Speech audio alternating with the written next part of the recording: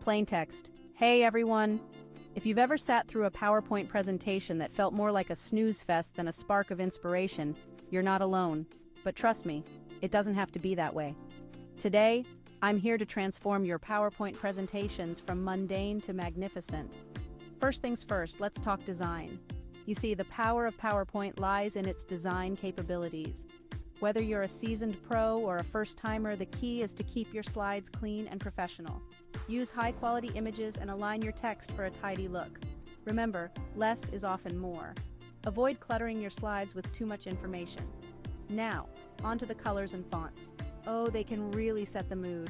Choose a color scheme that reflects the tone of your presentation. Soft blues and greens for a calming effect, or bold reds and oranges for energy and excitement. And fonts?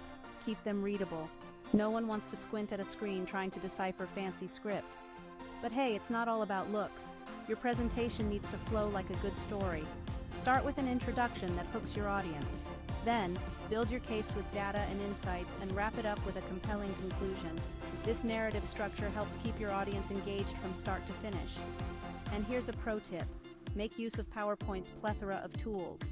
Animations and transitions can add a dynamic flair, but be careful not to overdo it. You want to enhance your presentation, not distract from it. Lastly, practice makes perfect.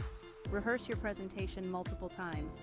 This will not only boost your confidence, but also ensure you're fluent and clear in your delivery. Nothing beats being prepared. So, are you ready to create your next great PowerPoint presentation? With these tips and a bit of practice, you'll be wowing your audience in no time.